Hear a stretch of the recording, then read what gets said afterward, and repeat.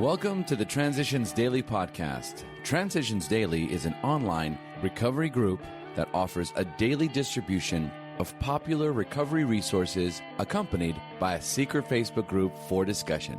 We hope you enjoy today's readings. This is Transitions Daily for October 21st, read by Cindy L. from Fort Worth, Texas. AA thoughts for the day. Humility. The attainment of greater humility is the foundation principle of each of AA's 12 steps. For without some degree of humility, no alcoholic can stay sober at all. Nearly all AAs have found, too, that unless they develop much more of this precious quality than may be required just for sobriety, they still haven't much chance of becoming truly happy. Without it, they cannot live to much useful purpose, or in adversity, be able to summon the faith that can meet any emergency. 12 Steps and 12 Traditions, page 70. Thought to consider. I didn't learn humility with my head, I learned humility with my heart. Acronyms. Trust. Try relying upon steps and traditions. Just for today. Forthright and generous.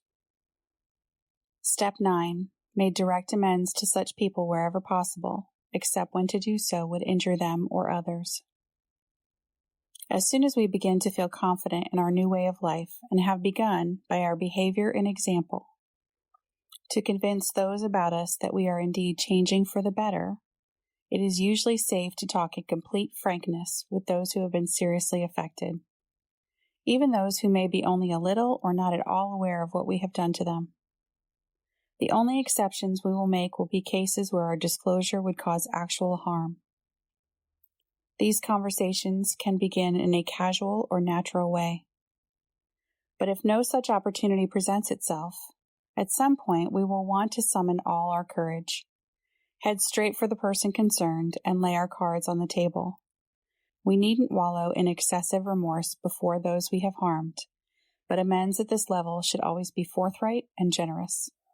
12 Steps and 12 Traditions, pages 85 to 86. Daily Reflections. Nothing grows in the dark. We will want the good that is in us all, even in the worst of us, to flower and to grow, as Bill sees it, page 10. With the self-discipline and insight gained from practicing Step 10, I begin to know the gratifications of sobriety, not as mere abstinence from alcohol, but as recovery in every department of my life. I renew hope, generate faith, and regain the dignity of self-respect. I discover the word "and" in the phrase, "and when we were wrong, promptly admitted it." Reassured that I am no longer always wrong, I learn to accept myself as I am, with a new sense of the miracles of sobriety and serenity. As Bill sees it, love plus rationality equals growth. It seems to me that the primary object of any human being is to grow, as God intended, that being the nature of all growing things. Our search must be for what reality we can find, which includes the best definition and feeling of love that we can acquire. If the capability of loving is in the human being, then it must surely be in his Creator. Theology helps me in that many of its concepts cause me to believe that I live in a rational universe under a loving God, and that my own irrationality can be chipped away, little by little. This is, I suppose, the process of growth for which we are intended. Letter, 1958. Big Book quote. To be gravely affected, one does not necessarily have to drink a long time, nor take the quantity some of us have. This is particularly true of women. Potential female alcoholics often turn into the real thing and are gone beyond recall in a few years. Alcoholics Anonymous, More About Alcoholism, page 33.